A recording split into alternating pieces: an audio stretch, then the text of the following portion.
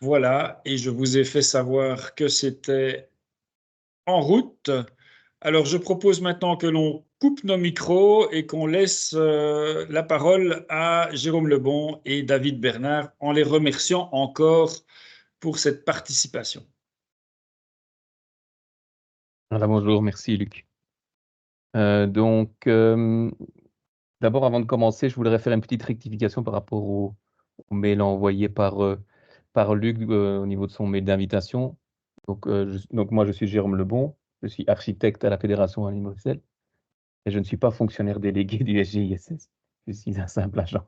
Donc, voilà, je voulais faire cette simple rectification et en même temps en profiter pour présenter le service. Donc, notre service, donc le service général des infrastructures scolaires subventionnées. Donc, je vous mets quelques petits liens Internet qui vous permettront de un petit peu voyager et avoir des informations concernant le PIE. Donc, dans la conversation, je vous mets le site Internet. Je vous le présente de suite. Ah, mais je dois partager mon écran. Voilà, je ne sais pas si tout le monde voit. Oui, OK. Donc, via le lien que je vais vous envoyer dans la conversation, vous atterrissez sur ce site Internet. Vous cochez la petite bulle bâtiment scolaire. Ici, nous allons parler, on vous donne quelques explications sur les différents programmes de travaux. Certains vont, l'année prochaine, ne plus être normalement, vous ne pourrez pas plus bénéficier de subsides pour certains programmes qui sont présentés ici. Ils vont être remplacés par de nouveaux. Donc ça, à mon avis, votre fédération de PO vous informera sur la question en temps utile. Mais aujourd'hui, ce qui nous concerne, c'est le plan d'investissement exceptionnel. Donc, vous avez un lien qui vous envoie vers une page dédiée à ce plan. Vous y trouvez plusieurs informations, dont le décret. Le lancement du deuxième appel à projet, donc celui qui concerne l'enseignement supérieur, était lancé en novembre 2023. Vous avez quelques explications. La possibilité de télécharger ce qu'on appelle l'outil de valorisation, qui vous permet de prioriser votre dossier par rapport aux autres candidats. Des outils utiles comme les outils de calcul de normes physiques. Donc, aussi bien pour le fondamental, secondaire, l'internat qui concerne l'appel 2, donc aussi le supérieur, les centres PMS et la norme physique pour le supérieur. Vous avez toutes les circulaires. Les premières circulaires concernent, donc vous avez d'abord le vademecum qui est l'explication de l'utilisation de l'outil de valorisation. Vous avez les circulaires, mais ici, les deux premières concernent le premier appel à projet, donc qui s'est clôturé en octobre de l'année dernière.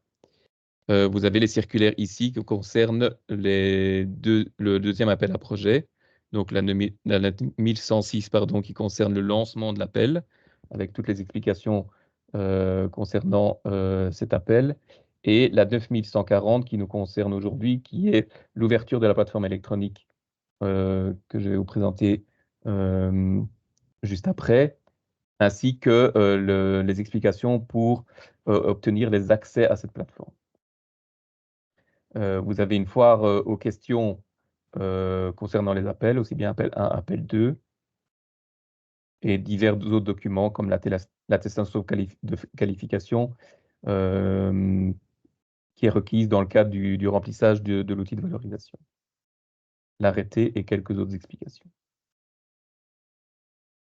Voilà. Je vais aussi vous mettre dans la conversation le lien direct vers la plateforme.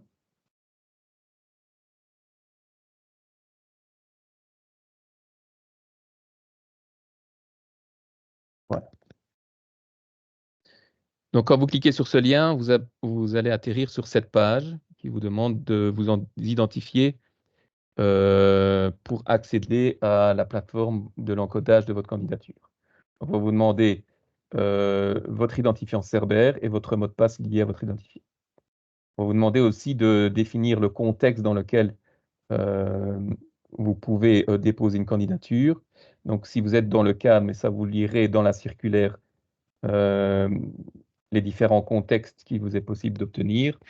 Donc, soit dans votre cas, vous allez soit être en contexte, ce que l'on appelle édu, donc intervenant dans les établissements d'enseignement et PO, ou alors en B2A. Donc, on laisse la possibilité en fait à des bureaux d'études externes de faire une partie de l'encodage pour le PO.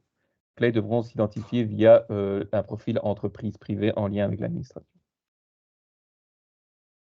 La présentation que je vais vous faire aujourd'hui, c'est sur une version, ce qu'on en appelle en acceptance. Donc, il n'est pas la version que vous allez utiliser, mais c'est un clone, je vais dire, de votre présentation. Je fais la présentation de la plateforme, pardon. Je fais cette présentation sur cette version en acceptation parce que je ne veux pas créer de nouvelles candidatures dans la version officielle de dépôt des candidatures. Enfin, on devrait demander après des suppressions de dossiers ou des choses comme ça qui poseraient problème. Donc, je vais faire la démonstration sur cette version d'acceptation. Alors, une fois donc vous êtes connecté avec votre profil Cerber, vous arrivez sur la page d'accueil. Donc, c'est l'application PSI, donc Programme de subvention des infrastructures, pour vous expliquer un petit peu d'où vient le PSI. Donc, c'est là où vous allez déposer votre candidature pour l'appel à projet PIE. Pour créer une nouvelle candidature, vous allez faire une recherche implantation ou établissement, car votre candidature est liée, donc vous déposez une candidature pour une implantation définie, donc pour un numéro phase d'implantation bien défini au niveau de l'administration. Alors ici, on va prendre l'exemple. On a sélectionné une haute école de votre fédération de PO. Donc la recherche se fait soit par le numéro phase, établissement, donc ici, 004. Vous faites une recherche et là, le programme vous liste l'ensemble des numéros phase implantation de ce numéro phase établissement. À vous après de sélectionner le bon phase implantation pour commencer l'encodage de votre candidature. Ou alors, vous faites la recherche directement via le numéro phase implantation de votre école.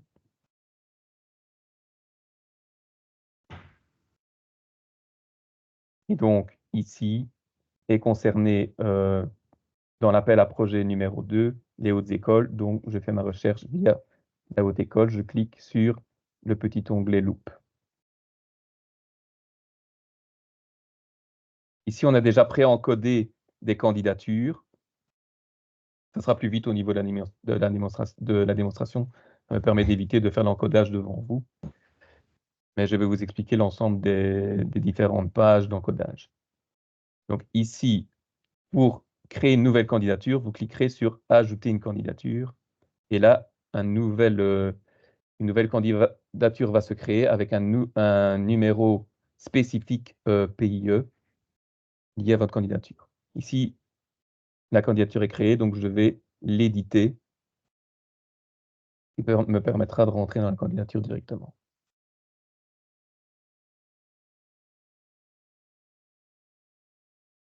Alors, la plateforme, vous avez en présentation différents onglets d'encodage. Donc, le premier onglet concerne l'identification de l'établissement ou l'implantation. Vous avez les champs relatifs à l'adresse et à l'adresse de l'implantation qui sont directement recherchés via le programme sur notre programme phase propre à la fédération. Ce qu'on vous demande d'encoder, ce sont tous les champs marqués d'un astérix. Ici, on vous demande le nom de l'implantation. Vous devrez l'encoder. Si vous n'encodez pas les champs obligatoires, donc marqués par un astérix, vous ne pourrez pas soumettre votre candidature en fin d'encodage. Donc, on demande le nom de l'implantation. On vous demande ici la répartition, puisqu'on est en haute école, la répartition entre bachelier et master. Si vous n'avez que des bacheliers, vous mettez la population bachelier et 0 en master, et inversement. il faut encoder un chiffre. Si vous n'encodez rien, la plateforme considère qu'il y a une erreur. La date du relevé de cette population. Et on vous demande la personne contact qui nous sera susceptible de contacter si on a besoin d'informations complémentaires sur la candidature. Une fois que vous avez terminé l'encodage de ce premier onglet, donc de cette première page, vous sauvegardez, soit vous passez directement à l'onglet suivant et la sauvegarde se fait automatiquement. Pour confirmer que la première page, donc le premier onglet, c'est bien sauvegardé, vous avez un petit pop-up qui apparaît en vert ici, en haut à droite. Le deuxième onglet concerne l'identification des travaux. Donc, on vous demande si les travaux vont avoir lieu sur l'adresse de l'implantation, donc du numéro phase implantation, ou non.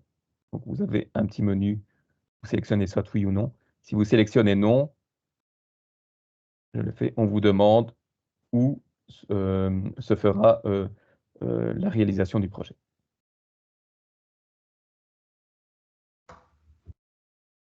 On vous demande le numéro cadastral, le droit réel, donc de sélectionner aussi dans un menu déroulant.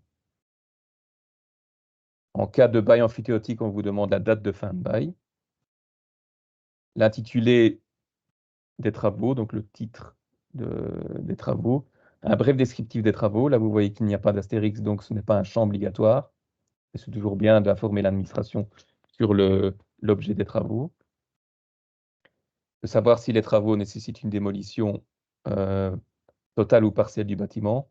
Donc, si vous avez lu le décret plan d'investissement exceptionnel, il y a deux possibilités de rentrer au programme, soit via une rénovation d'un bâtiment existant, soit via la démolition, reconstruction d'un bâtiment existant. Donc là, on vous demande de faire ce choix. Donc, soit il s'agit d'une démolition, s'il ne s'agit pas d'une démolition, vous rentrez dans le cadre de la rénovation du bâtiment. Il est possible aussi d'obtenir des subventions pour la démolition de bâtiments sur l'implantation pour des causes d'assainissement. Donc ça, la question vous demande si il y a des bâtiments qui seront démolis dans ce cadre, l'année de construction du bâtiment qui sera valorisé, s'il y a une candidature PRR en cours.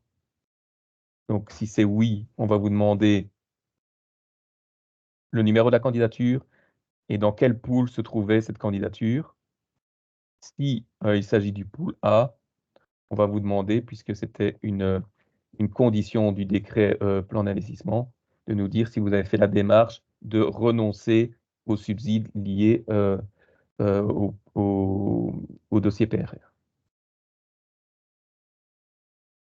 On vous demande également si, dans le cadre de la subvention de ce projet, il y aura d'autres subventions par d'autres organismes, par exemple la région wallonne ou autre. Passons à l'onglet suivant, éligibilité.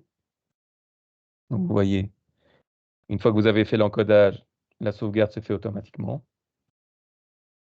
On va vous demander de confirmer des conditions d'éligibilité.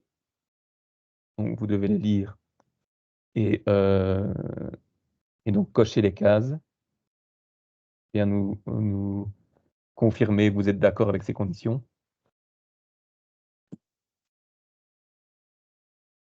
La page suivante, ce sont tous les engagements. Donc là, je vous invite à relire le décret pour savoir réellement à quoi vous vous engagez en sélectionnant les différents onglets.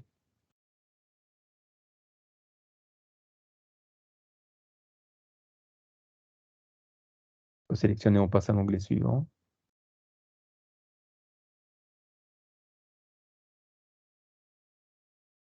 Là, on se retrouve dans l'onglet valorisation de l'état du bâtiment. Donc, au PIE, si vous avez lu le décret, vous savez que vous rentrez donc par un numéro phase implantation et par un bâtiment propre à l'implantation. Et donc, vous devez décrire son état actuel pour pouvoir bénéficier des subventions.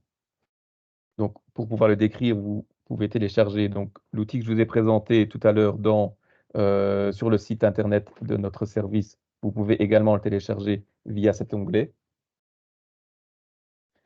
Vous devez vous engager sur le fait que vous certifiez utiliser ce fichier.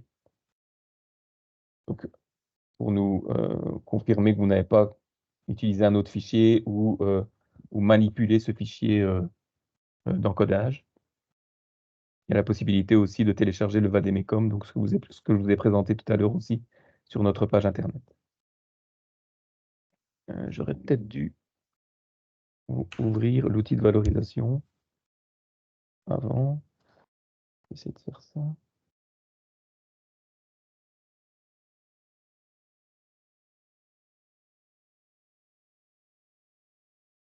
À mon avis, ça c'est un...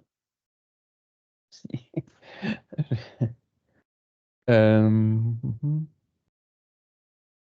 Ouais, je peux vous l'ouvrir, c'est pas très bien.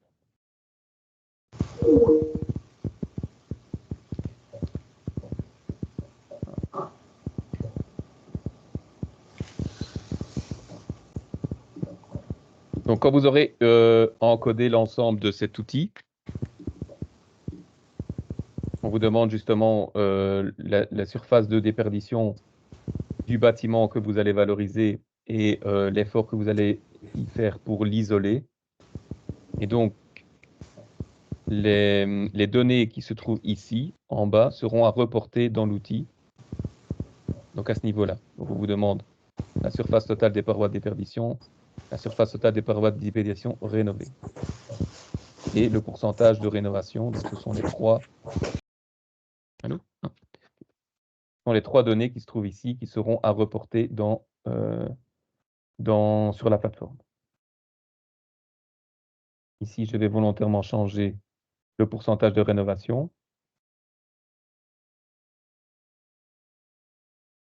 Si vous avez eu le décret, à partir du moment où vous atteignez 65% de rénovation de parois, vous avez droit à être subventionné sur ce que l'on appelle les techniques spéciales. Donc l'électricité, le chauffage, le photovoltaïque, la ventilation.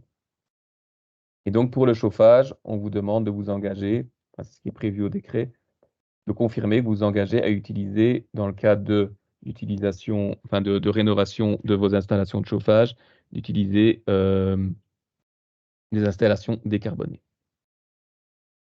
Là, je vais remettre le score initial. On passe à l'onglet suivant, priorisation.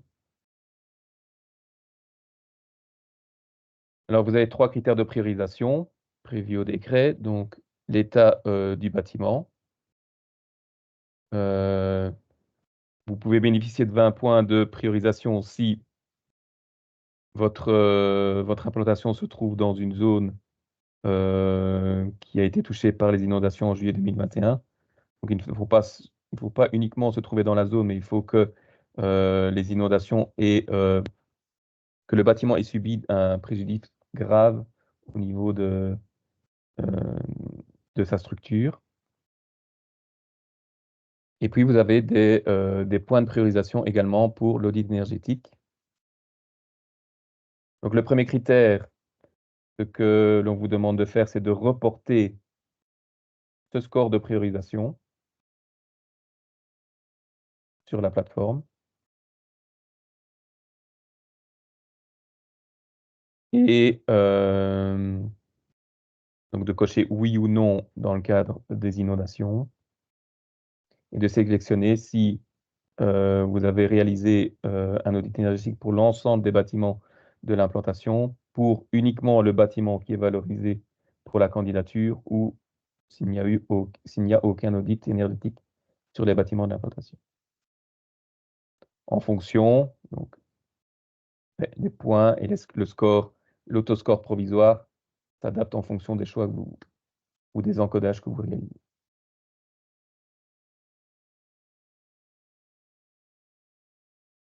On arrive au calcul provisoire de la subvention. Donc là, ce sont des champs à compléter. On vous demande l'estimation des travaux hors abord.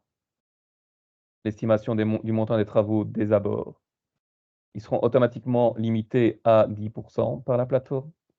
Donc, si je mets 1 million, hein,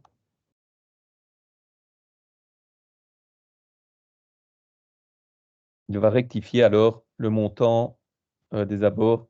Donc, il va détecter qu'il est à 11,70, que le montant des abords est à 11,70%. Et comme dans le décret est prévu que l'on pouvait bénéficier de subsides sur les abords qu'à concurrence de 10% du montant des travaux, la plateforme a automatiquement corrigé le montant initialement encodé. Je pense que c'était 500 000.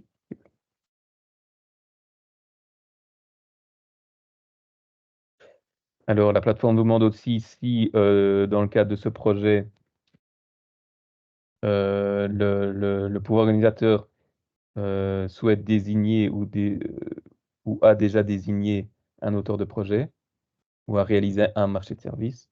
Donc, oui ou non. En fonction de la réponse, si c'est non, le pourcentage des frais généraux est de 8%. Si vous cochez oui, il monte à 10%. Donc, le calcul du montant de la subvention se fait automatiquement via la plateforme. Il y a des possibilités d'obtenir une majoration du pourcentage de base de la subvention. Donc, de base, vous pouvez bénéficier de 65% de subsides au plan d'investissement exceptionnel. Et en fonction des critères sélectionnés au niveau de la majoration de la subvention, vous pouvez obtenir 2% supplémentaires avec un maximum de 70%. Donc là, il suffit de cocher les champs et la plateforme calcule directement cette majoration et recalcule alors le montant provisoire de la subvention. Une petite question sur est-ce que vous souhaitez accéder au fonds de garantie pour la part non subventionnable via le PIE? Une fois que vous avez encodé, vous passez à l'onglet pièces jointes. Donc, pour justifier tous les encodages que vous avez réalisés au niveau de l'outil de valorisation, on va vous demander toute une série de pièces justificatives qu'il faudra insérer sur la plateforme. Vous avez des pièces soit obligatoires, soit facultatives ou obligatoires si valorisées. Donc, si vous n'encodez pas, donc si vous ne téléchargez pas les pièces obligatoires, il sera impossible de soumettre la candidature. Donc, je vais vous faire une petite démo de comment on soumet. Donc, c'est assez simple. On clique sur Ajouter un document. On vous invite à aller trouver sur votre ordinateur le document à télécharger. Il y a la possibilité de télécharger le même document pour plusieurs critères. Donc, en cliquant sur Associer ce document à plusieurs exigences, vous sélectionnez une liste apparaît et alors vous sélectionnez alors le critère correspondant. Je ne vais pas le faire ici. Et une fois que vous avez sélectionné, vous confirmez.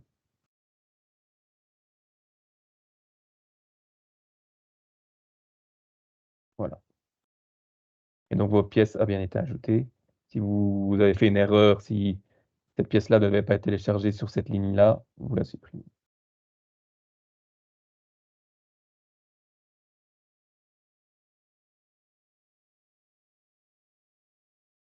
Alors, le dernier onglet.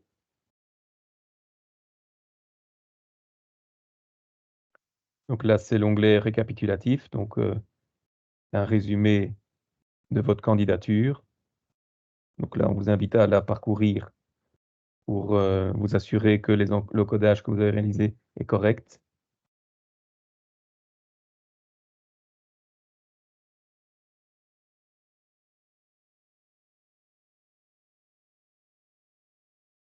Arrivé en bout de page, on va vous demander de confirmer que toutes les données qui ont été renseignées sont correctes avant de soumettre la candidature.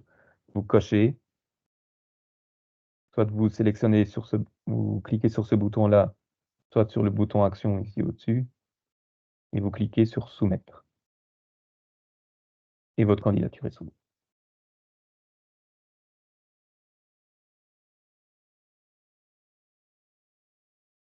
Voilà. J'espère avoir été clair. Et pas, il y aura des questions. Merci Jérôme. Alors, c'est clair comme ça, mais évidemment, tant qu'on n'a pas soi-même essayé, Oui, il faut tester on n'en a l'outil. pas l'absolue certitude. J'ai une petite question préalable à propos de l'obtention des droits d'accès à la plateforme. Je pense que c'est important de rappeler que ils sont à demander jusqu'au 11 mars à midi au plus tard, si j'ai bonne mémoire. C'est ça. Puisque l'appel à projet est clôturé le 12 mars à minuit. C'est ça. Donc, Donc, il ne faut pas les faut demander pas trop tard. traîner peut-être Voilà. avant de faire le nécessaire pour, à tout le moins, obtenir ses droits. Et alors, une petite question subsidiaire. En cas de bug, on s'adresse à qui? Alors, j'avais préparé la circulaire à cet effet. Je vous la partage.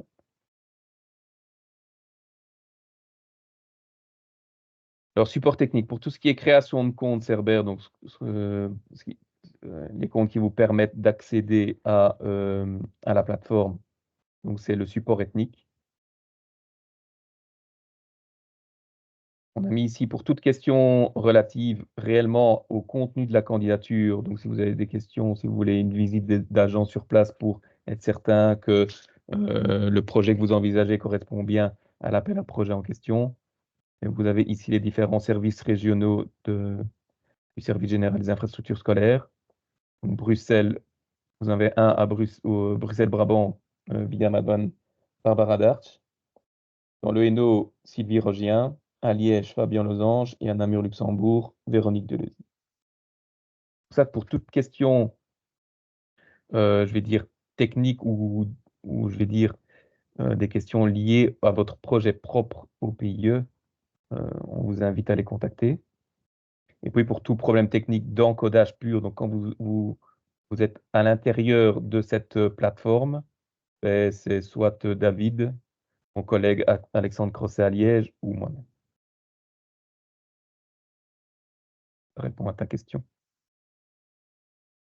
Oui, c'est ça. Donc, si on a un problème de connexion lié au compte Cerber, ça c'est ethnique. C'est Si on ça. a un problème à propos du contenu de la candidature, je rappelle que on peut prendre contact avec vos régionales aussi via nos accompagnateurs de PO. Oui, En général, nous, on organise aussi les agendas. Donc ça, c'est pour le contenu de la candidature. Mais alors, si on a un problème lié vraiment à l'encodage sur la plateforme tel qu'il vient nous être présenté, là, alors, c'est votre service, c'est ça. David Bernard, Jérôme Lebon et Alexandre Crosset. OK. En gros, tout ce qui est avant ça, c'est l'ethnique. Après ça, c'est nous. Merci. Ben voilà, moi je laisse la parole à l'assistance. Je ne sais pas s'il y a des questions. N'hésitez pas. Faites-le en levant la main à l'aide du petit symbole là dans Teams, levez la main. La parole est à l'assistance. Oui, Monsieur Simon et ensuite Monsieur Leonardo. Monsieur Simon? Oui, bonsoir. J'avais une petite question concernant la liste des pièces jointes. Est-ce que la liste des pièces obligatoires est reprise quelque part? Est-ce qu'elle est dans la circulaire? Ça, je ne me souviens plus. Non. Non, non. Elle est reprise dans le Vademecum et dans la circulaire. Donc, On a si je fait reprends on Ah, a pardon, fait nous vas-y. une checklist aussi avec les pièces obligatoires à joindre. Donc, ce sont toutes les pièces qui sont liées à la complétude de l'outil de valorisation du bâtiment. C'est bien de ça qu'on parle. Nous, on a fait une checklist. La suite à votre démonstration, je pense qu'on va revoir un petit peu le contenu de la checklist pour être bien sûr que ce soit raccord avec ce qui a été présenté. Mais outre la checklist que nous avions créée, il y a une liste de ces pièces qui se trouvent soit dans le Vademecum, soit dans la circulaire, là je parle de mémoire, Oui. qui était celle de l'ancienne plateforme d'encodage. Là, il y avait une annexe avec la liste des pièces jointes. Alors, je vérifie, mais il me semble que dans Ouais. la circulaire du lancement du deuxième appel, elle y est aussi. Ah oui, toi tu parles de... Oui, oui, tu as raison, Luc. Donc, je vais essayer de retrouver la circulaire. De toute façon, Monsieur Simon, nous, on fera en sorte qu'il y ait une liste avec toutes ces pièces jointes qui soit disponible pour les PO pour qu'ils puissent cocher tout ce qui est déposé sur la plateforme, vu qu'il y a plusieurs pièces. Hein. Ok, super. Donc, je vous ai mis dans la conversation le lien vers la circulaire. Mais ici, c'était pour la présentation de la plateforme, mais pour la plate 1. Donc, vous avez en page 14 la liste des pièces jointes. Il faut faire Parfait. attention que pour ce premier appel ne concernait que l'enseignement obligatoire. Donc, il y a des pièces pour l'appel 2 donc l'enseignement supérieur qui n'apparaissent pas dans cette liste de pièces jointes de l'appel 1. Mais pour la troisième vague, ce sera la même liste, Ça j'imagine. sera la même. Merci. Alors, Monsieur Leonardo?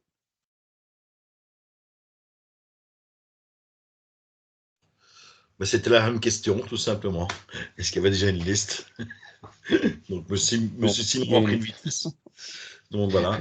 J'avais quand même une deuxième question. Est-ce qu'on peut contacter les gens du CEGEC pour qu'ils viennent voir le plus vite possible si on a tout dans les écoles avant d'encoder cette liste ou pas?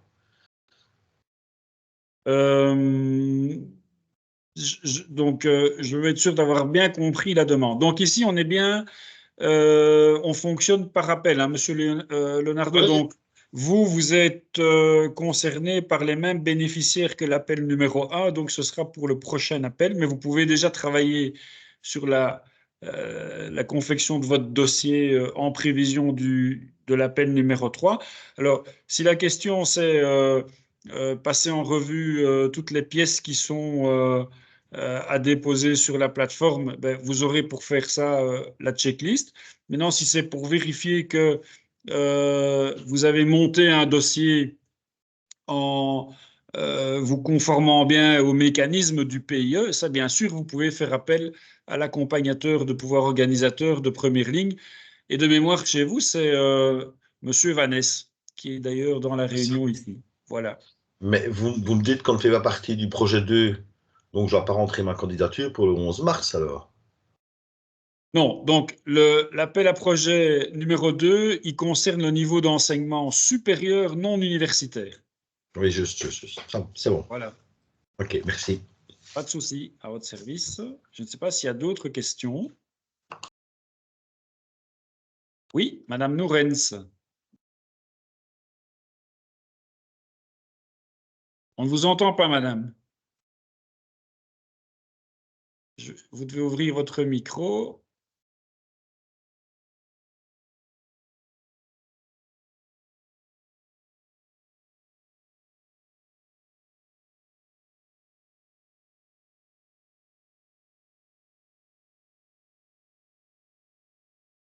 On ne vous entend toujours pas, mais si ça peut vous dépanner, vous pouvez poser la question dans le chat. Donc, si vous cliquez sur conversation tout au-dessus, vous écrivez dans le chat votre question et nous en prendrons connaissance.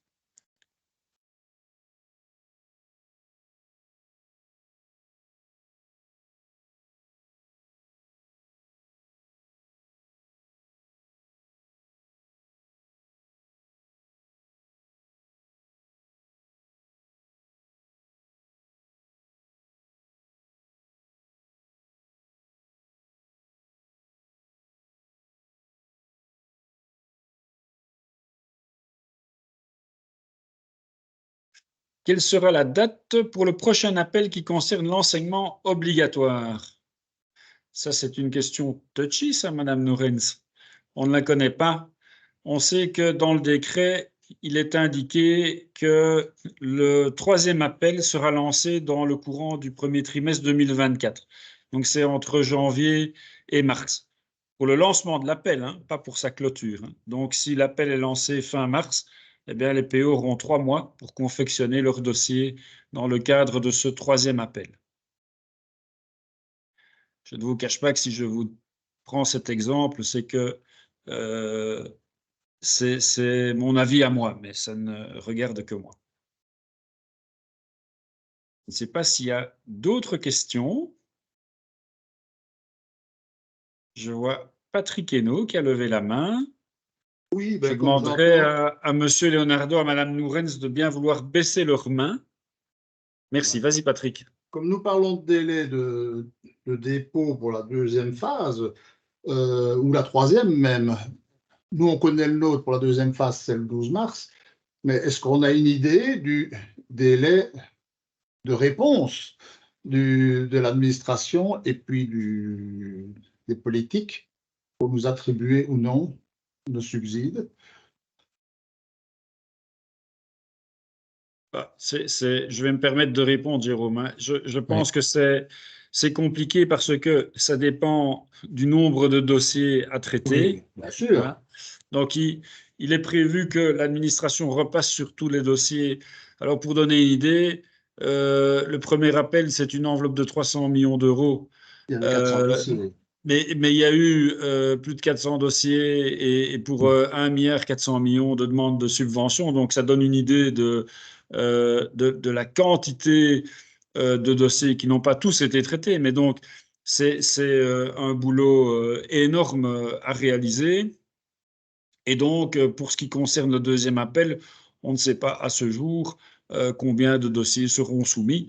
Mais ce qui est sûr, c'est que le traitement équitable de tous ces dossiers prend un temps certain, quoi, hein. Oui, bien sûr. Mais si aujourd'hui on a traité 100 dossiers de l'obligatoire ou 300, évidemment, la suite est influencée, quoi. Mais de toute façon, ça n'a pas l'air d'être avant juin, si je comprends bien. Ce sera plutôt un peu après les congés. C'est difficile de te répondre, Patrick. Ben Donc, oui. il vaut mieux ne rien dire parce que voilà. Ce qui est sûr, c'est qu'il faut déposer le dossier avant le 12 mars. Ça, c'est sûr. Et demander les accès avant le 11 mars à midi.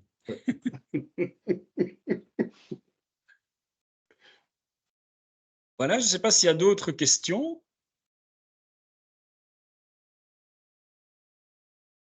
Non? Ah, si, je vois Monsieur Velsteek. Oui, bonjour. La question est relativement liée. Moi, j'avais déjà déposé au premier appel, donc ici, je vais me renseigner au cas où si je devais refaire une 2e réintroduction de candidature. Et en fait, j'ai été recontacté il y a quelques jours par une personne. Et bon, il y a une question technique en fait qui était, j'ai un bâtiment qui devait être démoli. Et normalement, avant, il était accolé, maintenant, il n'est plus, entre guillemets, enfin voilà. Et donc, je dois rentrer, a priori, 2 dossiers la prochaine fois. Donc, je dois soumettre 2 appels à candidature, en fait, dans ce cas-là. Ouais, c'est ça. OK. Donc, vraiment, une pour la démolition et une pour la réintégration dans le bâtiment existant. Oui. Je ne connais pas votre dossier, mais de ce Oui, que je bien comprends, sûr. vous avez un dossier démolition-reconstruction, donc ça fera l'objet d'une candidature. Et un projet, de ce que je comprends, c'est de la rénovation d'un bâtiment. Ouais, donc c'est ça fera l'objet d'une deuxième candidature. OK. Tous les deux sur la merci. même implantation. Ouais. OK, merci. Dans le doute, n'hésitez pas à faire appel à nos services. Hein. Je ne sais pas dans Oui, quelle bah oui. province Ouais. vous êtes situé, mais n'hésitez pas à faire appel à nos services parce que c'est spécifiquement pour ça que nos accompagnateurs de PO sont à votre disposition. Ouais, tout à fait. Ouais. Mais en fait, comme c'était la même implantation, mais qu'il y a, en fait, maintenant, il y a 8 mètres d'écart parce qu'il y a un bâtiment qui a été détruit entre les deux. Il y a 2 ans, on pensait que ça restait la même implantation. Mais non, ils nous ont considéré ça comme 2 bâtiments physiques totalement distincts. OK. Ouais. Merci. Mais je vous remercie. Ouais. Mais avec plaisir et je vous répète, n'hésitez pas à prendre contact avec nous. Il vaut mieux le faire 2 fois plutôt qu'une en Ouais, cas de tout à doute. fait, ouais. L'important, c'est d'avoir des bons dossiers déposés, quoi, hein. Ouais, tout à fait. Ouais, mais à mon avis, je vais reprendre contact dans les prochains jours c'est au cas où, justement, anticiper si on a refusé et si on va refaire une deuxième déplace. Parfait. Merci. Merci. Autre chose?